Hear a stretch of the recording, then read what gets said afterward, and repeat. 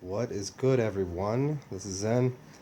A few people wanted me to put together a an idea of the proto-theo-homo-luminous diet, or what gets you to that point.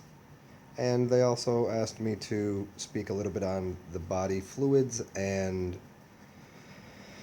smoking and meat. So I'm going to try to cover this in a lot of different angles. I'm going to give a base idea to a few terms so that you can have that vibrating in your head.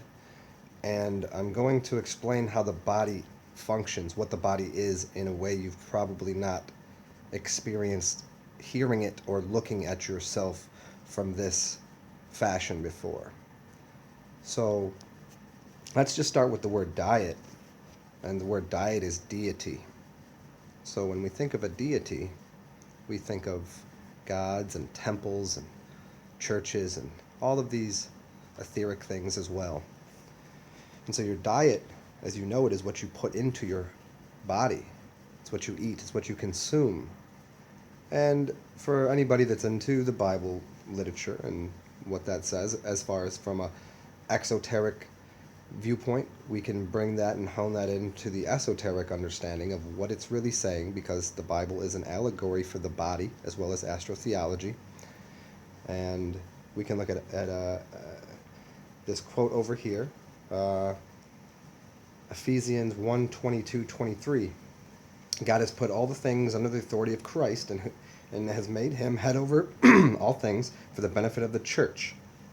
And the church is his body. It is made full and complete by Christ, who fills all things everywhere with himself.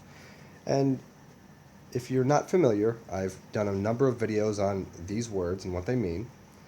But once again, it's very simply stated that your body is the temple. It's not something out there. It's the temple that man's hands did not make. That's what your body is. And Christ is that oil. So you anoint yourself with the oil or the chrism.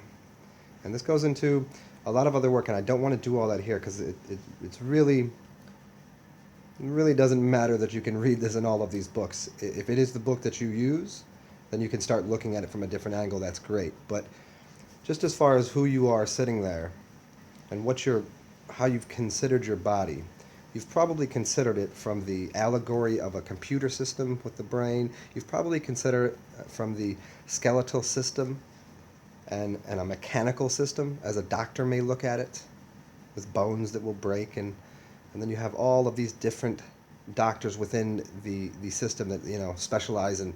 One is for toes, one is for feet, one is for your head, one is for and it's not a very holistic way to look at the system. And it's also looks at the system from the more material realm first. And my suggestion, and this is where we'll start, is to consider your body as an electrical system first, then secondarily as a liquid system, and then third as the material skeletal system. And this changes the philosophy and changes the viewpoint of what you think you need to consume and what you think you actually are consuming. Because your understanding, I would assume, as most people's are, that they eat to live, and that their viewpoint of food is still even on the level of thinking that they need vitamins A, B, C, B12, this and that, and they use the word vitamin, yet they don't know what it means, or mineral, and they don't know what it means. And this really is a big problem across the board, even with people that are really into health and nutrition and nutritionists. They really don't have a very good understanding of even what they're talking about. They think they do because they went through the schooling and they're given a bunch of words. And I want to just jump in here with this concept. What we're always trying to do and what we're trying to explore is addiction. An addiction is, well, most people think of it as a physical, put this in your body, or a mental, or it's the addiction is words. Diction means words, or to dictate something, and something that will occur in your head. So we need to change our addictions, our dictates, our things that we speak, our things that we think, and that's the real addiction.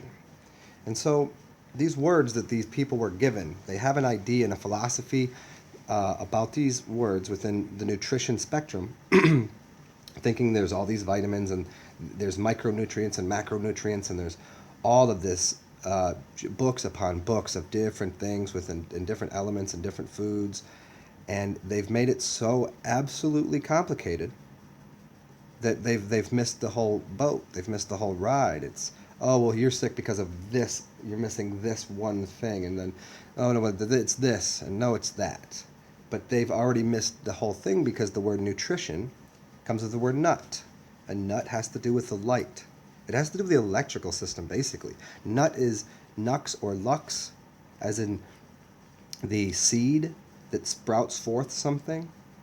It has to do with the sun and the energy that is electrical. And if we start to look at our body from the electric body theory, starting that everything is electricity and that what we need to be consuming is electricity because we're electrical beings, it changes the philosophy that we have towards what we should be consuming. And then the next thing we need to consider is the water. And now they're very, obviously closely related. And we need to consider what kind of water we should be putting in our system. And as I will always say, you should be putting 99.9% of people, and this is why it's not complicated. Everybody wants to get into making a complicated issue. But I'll say it once again, and this goes into the salt thing. We want to put in distilled water, the cleanest, purest water possible. Now, if we want to take and organize that water, if we want to charge that water, if we want to put that water into a certain set of frequencies, use this idea of Masaru Emoto and these snowflakes, or excuse me, these frozen pieces of water. When he froze the water after talking to it in a certain way, it would organize the water in a certain structure that you would get, the outcome would be different than if you spoke to it in a different way, meaning there was intention, frequency, energy, and it really, I think, comes down to even the energy of the electrical signal, the electrical pulse that was put into that. And I don't want to go too deep into that right here, but once again, what we want to put into the body is the cleanest, purest water possible, and then we can organize that water. We could put a spoon in that water, a wooden spoon, while it's in a glass container, and make a vortex out of it. We can speak to it. We can put intention into the water. We can charge it with the sun. People like to charge the water with the sun. This is a valid way to do it. And we need to consider. Everybody gets into the salt thing. They always saying, well, what about Himalayan salt? And I'm always address this very simply. People live all over the world. We don't live in the Himalayas. I wrote a very big piece on this, and you all can go to zenalchemist.wordpress and type in search keyword salt, and a very long-winded response to this because everybody continues to want to put salt into their water, and there's 1,000 reasons it shouldn't be done, just from a physical level, but there's a spiritual thing, and there's something even more that I get into, and I don't want to do that here, but you can look into my other videos on salt and scepters and controlling of consciousness. And maybe we'll get into it a little bit later, but distilled water is the way to go, or more appropriately, your own distilled water, your urine. Recycle your urine. Now, as I'm explaining this here, we're gonna start here at the highest form of diet, and then we're gonna move to all of the other diets and how to get closer to what the highest diet would be. And the highest diet would be to sit there and consume the etheric energy, meaning just the energy that's all around you. And we could make it as simple as saying the static electricity in the air. And how would your body obtain that? Because that's the energy. That, along with your imagination, together produce something. Just like whenever you get excited about something that's going to occur, there's a buildup of charge, of energy, of current. So that's the highest form of diet. It would be called, some people would call it breatharianism. And there's probably a few that are practicing, and there's probably a few that are practicing for short periods of time. I've seen up to 8 days done, and heard stories of many others, but that would be the highest form of diet. Prior to that, We want to put our body into a position. We need to clean the temple first. And just as your house, there'd be no, you'd have, until you moved the things out of the way, it would make no sense to start putting new things into your house. You'd want to clean it before you put anything new in it. So I don't know of anybody out here that's listening to my channel or needs to listen to me. If they've already fasted, then they're already well aware of what they need to be doing.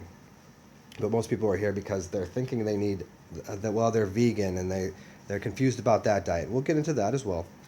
And the point of it is to become a liquiditarian, to go through the elementals. From your dense, people thought the density was the real thing, and then they moved up. They moved up from a dense thing, meaning the dense physical food, to the liquid food, to the liquid sunlight, and then they moved up into the breath. So that's the process. And the first way, and the way to get there, is to clean the body. So this third element, the idea of, I was saying, to look at it from a skeletal level, meaning just your dense physical body. I don't mean just your your skeletal system, because you have other things going on in your body temple, in your physical body, and they're all tubes. Everything in your body is a tube. You're a donut. From your mouth to your ass is a hole, and you're a donut. And so when you put something in your mouth, you haven't actually consumed it yet. Not until it goes down through your entire system. And then you're going to be extracting, harvesting the energy and the elements to do things within the certain organs. And at the highest level, you play instruments with wind or air. This is why they're called organs, because your body should be making a sound, a frequency. But prior to that, we want to clean these things out and offer them the elements to build the organ right. And the elements will always come through the plant life that is giving you a signature, a sign of nature as to its place in your temple or in your body. It will mimic the parts of your body.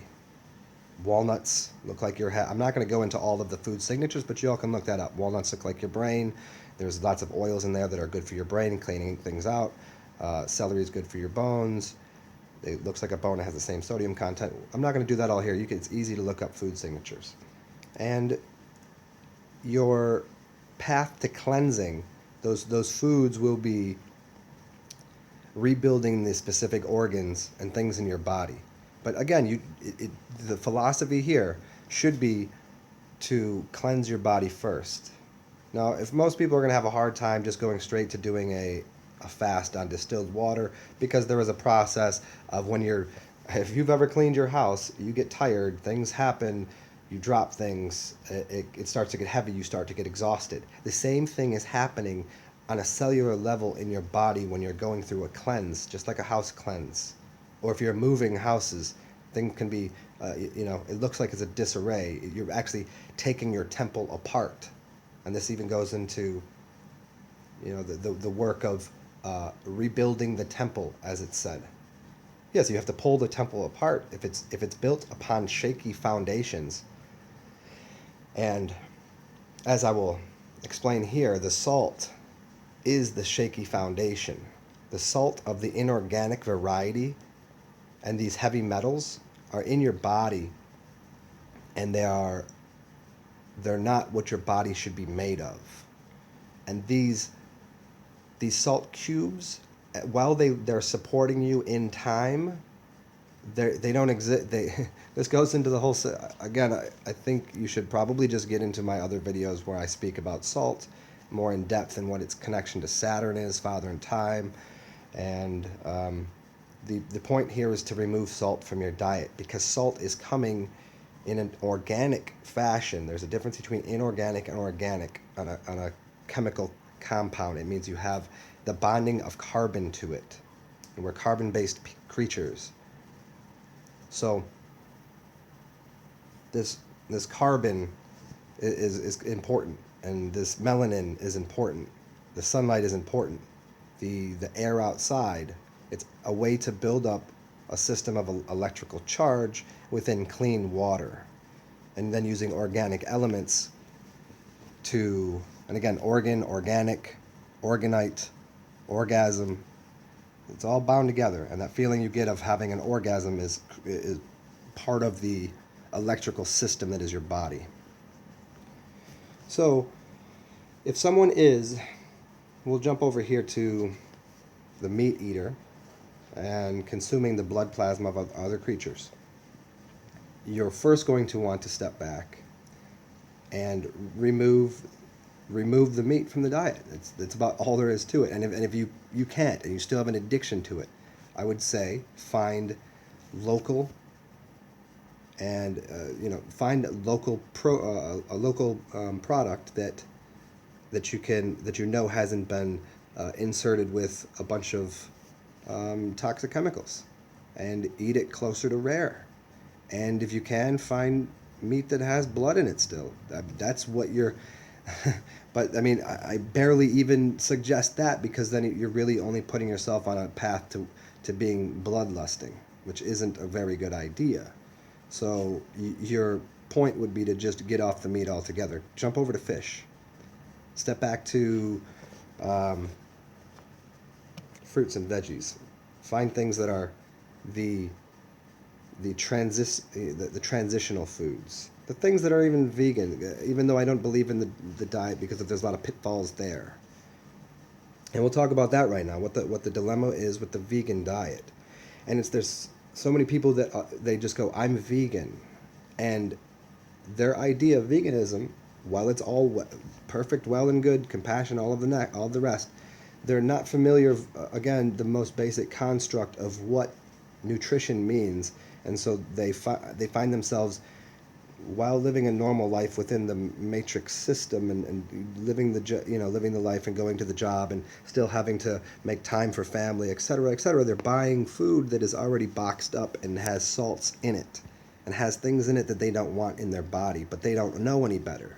They just think that because it's cruelty-free to the animal, they don't make the association that it's now involved in some sort of corporate practice and basically science, like taking these scientific chemicals and now they're chemicalizing their body and assaulting their body in a whole new way.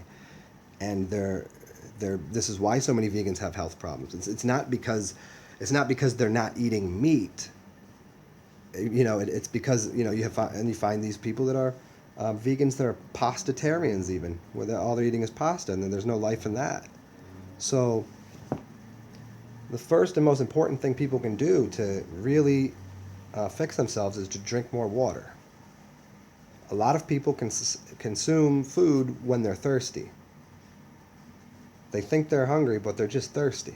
And if you would just drink more water or juice, you'll find that you can quell that. And there's also this feeling that people aren't familiar with, which comes out as somewhat of an anxious type energy, because they're not familiar with what energy actually is. So you sleep less and you have more energy, but you feel lighter and you feel less full. And that fullness is what, I'm satisfied. I can just sit here. I'm good. I'm fed. And so there's this association that's what fed means, because I'm getting hungry. That hunger isn't necessarily to consume something through the mouth. That hunger is the energy speaking to you. I want to jump over here to this body as, and it says, what does water do for you? I should have scratched this one out. I'll just do it right here.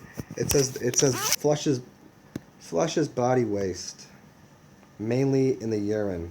That's just not true. That's just not true.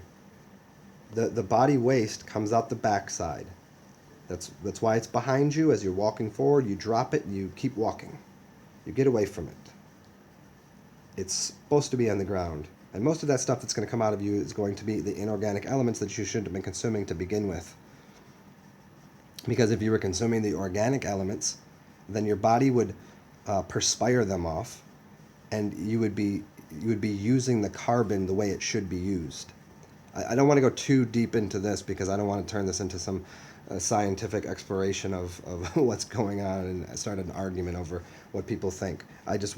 The point is here that the urine is actually healthy, and it's very healthy, and it's your primary, that should be your food. It's the golden nectar of the gods. And anybody that's done fasting on urine can absolutely attest to its power. The cleansative properties, the how well your brain functions, the increase in energy, focus, it does so much for you. And again, this has already been organized water, and it is already your perfect medicine because it's gone through your system and found antibodies for things that are screwing you up. So we need to clean the temple, and what else needs to go on? What else needs to happen here? You need to clean out your colon. And what can you add to your diet? You can add living foods, cultures. And if you don't want to get into the milk culture, then you want to get into the sauerkraut, the kimchi, those kind of living probiotic rich foods, because those are going to assist you in eliminating and digesting the things in your body that shouldn't be there. And it will give you energy by opening up channels.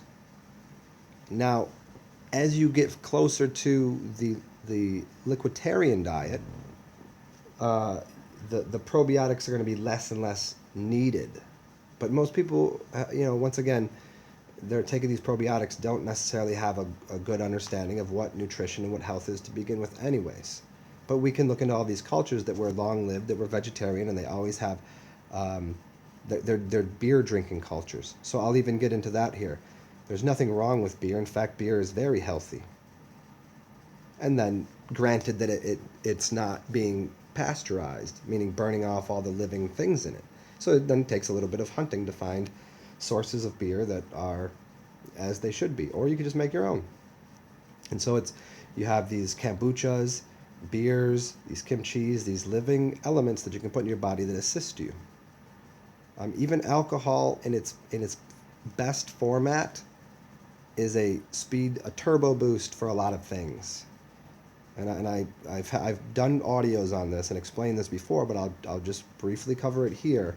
I'm not suggesting to go buy a fifth of vodka and drink the whole thing, because certainly you'll get dehydrated and you'll be doing a disservice to your body, but it's also in small quantities doing the job that it would do outside of your body. What do you think you clean things with?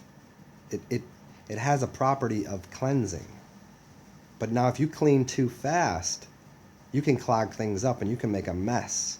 You can cause a lot of bad things to happen. You can dehydrate yourself, because now what it's doing is it's mixing with the water and doing a job faster. This is why people get stronger. You talk about people that they get a little drunk or a little drunk, and they're stronger than anybody. They're a little more wide open. Yeah, because they're opening up channels. But the problem goes when if you put too much in, you put too much gas in your car. If you're gas to air, so anybody that drives a car, that they're into these sports cars, you know that the fuel to air mixture, the ratio needs to be right. And now you can change that ratio in your body by putting alcohol in it. Now, during a fast, because I have done plenty of fast, I fasted for 40 days on water alone. I've fasted on urine. I fasted on juices.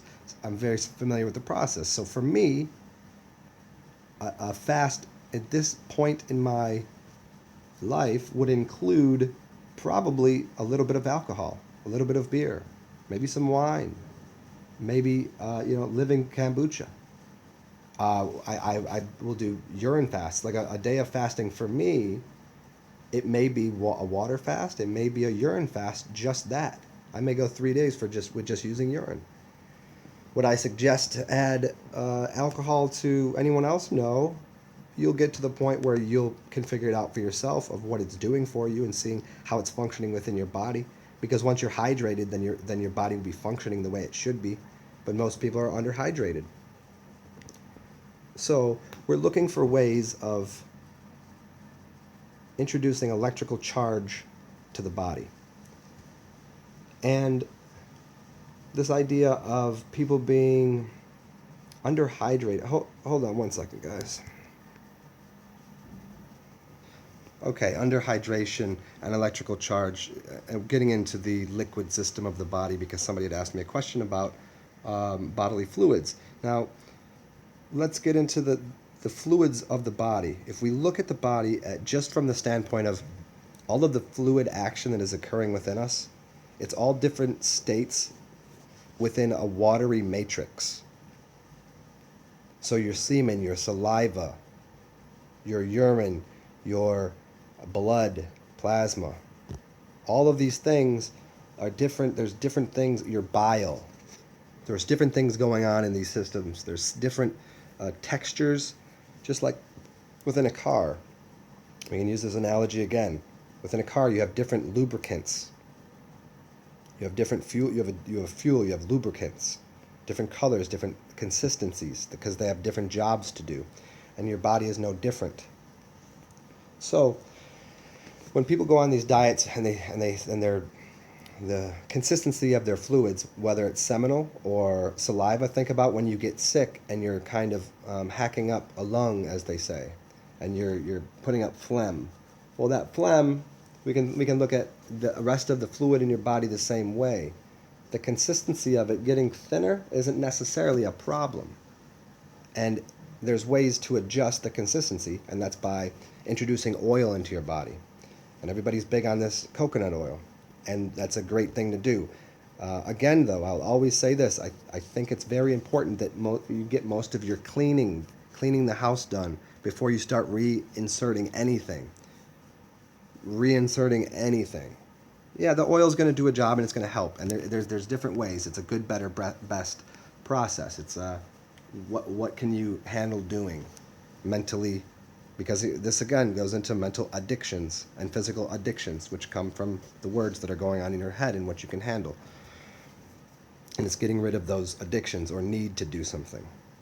It gives you an opportunity to do all the same things, but you just don't need to anymore.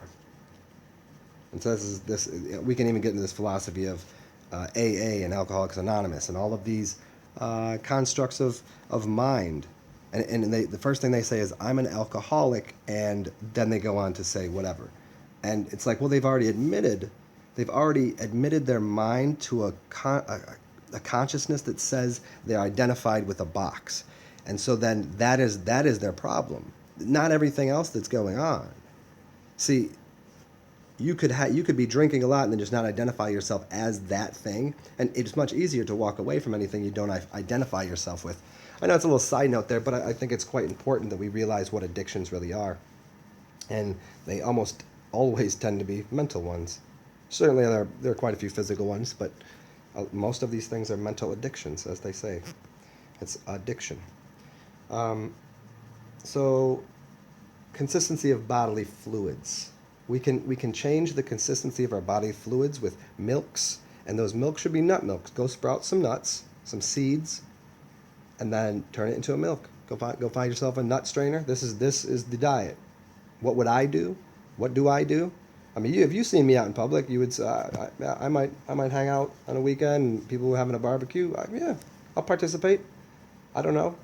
Maybe I'll have a piece of chicken here and there. I was a vegetarian for many years, and I still am for the most part. I will occasionally, and it's not, and then I'll deal with that repercussion of karma against my body. I'll thank the animal for, dying for me, and I'll go on with that. If it maybe or maybe not, or maybe I'll just go to a party and not do anything. Maybe I've gone to bars and drank my own piss. It doesn't bother me. So, what does this diet look like? Getting to liquid, I think, is most people's idea, because we have an addiction to chewing on food. We have an addiction to putting things in our mouth and chewing on them. So the diet should go in the way of finding liquid nutrition, cleaning and liquid, and the best thing to do that is fruit juice and oils from the nuts. So you make a nut milk, you find fruit juices, you drink your urine, and you drink distilled water. If you drank the rainbow, there's something called the Rainbow Bridge, and there's many philosophies on what that means. There's a spiritual rainbow bridge, and there's actually a physical one, which you can cross by eating the foods. And you can either eat the foods or juice them. and you juice the fruits and the veggies in the order of the colors: red, orange, yellow, green, blue, indigo, and violet. And there's 7 of them, and they link up with the 7 days of the week. You can do one on one day, or you could do a week's worth. You could do it any way you like, but it's crossing that bridge, and each one of those things are going to link up with different aspects of your system and your organs to rebuild those organs. So what else do we need to cover here? Yeah, the diet is really just getting to doing something liquid.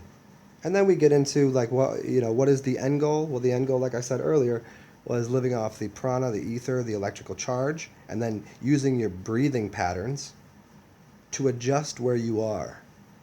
And this goes into getting out of body, learning how to do that. And because your breathing pattern now puts you on a different brain wave. That brain wave allows you to experience and participate in the reality a little differently. And right now, most people are stuck in a dense physical spacesuit that their pathways neurologically and systematically throughout their entire body are clogged up. And so their breathing patterns aren't doing much to change anything. It's changing the neurology and the brainwave patterns to a degree for a little bit. But when you can get rid of all of the density in your system, you can change your frequency quite quickly. That's why when you see people that have done very healthy things, and then you're wondering why they're back and doing dense things, it's because they can, because you can level up and level down quicker. You could go and be like, right now I'm pretty out of shape because I've been just hanging out with people in the denser realms, and I've been consuming heavier, denser items. It's the holidays too, right? The holy days. These people are out eating, so I'm out with them doing things. I can't. What am I not going to participate in the reality? See, this goes back into the confusion that people have about what being spiritual is and what consumption is, and it's just our ability to walk through these different realms and go, okay, well, I can do this now, but I can also cleanse myself and get to the point of not having an addiction to these types of things, but still be able to walk in these environments and participate in them. And it's, from in one level, it's like walking in these environments, and here's somebody else asked this question, and that's probably why I just brought this up. They said, how do you talk to people? How do you lead the horse to the water and help them drink? That kind of idea, like how there's people within the system, within the matrix, how to break them out of the matrix, basically. And that's having this ability to participate in the denser things, but then they see you as you pull them to where you are, because you're the magnetic attractor now. You're the magnet. You're the magic man, the magician, as it is, because now you actually have that charge the correct way, and you go that direction, and they're following you to what you're doing. And then because you're capable of doing the work on the temple, they'll start doing that too. And that's the way. I mean, you got to go back down the levels sometimes. You can't always walk around just floating. And I mean, you could. It's fun sometimes, but other times it's quite isolating. As a lot of people say, when you're on this path to whatever the self is, the soul, your own soul, what your truth is, and you go through these things, it can become a hermetic adventure, a very keeping to self. And in the service to yourself, you're then able to be in service to others. So it's going into these places and then dropping the seeds of knowledge, and then also showing your body of work, meaning what your temple is, how bright your eyes are, how what you sound like, what you smell like, you're radiating energy. And so you can go into those spaces and things, people look at you a little different, and then they're interested. And then if they're interested enough, then they'll follow you to what you do, your practices, your ideas, your understanding, your wisdom. And so you get to be that conductor reality, and help people on their path to being self-substantiating. And so once again, in closing, I guess, and I might even make a part 2 to this as I listen to this when I post it, and see if I missed anything, and if there's anything I need to clear up. If you all, obviously put some questions, comments, whatever beneath, let me know what else isn't clear. But I'll do this. Once again, the goal is to become electrical charge capacitor unto yourself, and the way to get there is to become a liquiditarian first, then a breatharian, and to cleanse your temple, to get rid of what you don't need in it, so that way you're not led by something. So all the lead in your diet, all the things, the heavy metals that keep you down and keep you connected to the king or the coin or the rulership of the scepter. I've done this in my other videos, and I suggest to go find those, because if you've watched my other videos, then that makes sense. If you haven't, search those out. But it's to become a conductor of energy yourself. And this, you can look into all these temples. They're ceramic and covered in gold or some other. They're basically orgonite. They're energy. They're static electricity generator. They collect the energy of the people inside, as well as what's going on outside. It can go either way.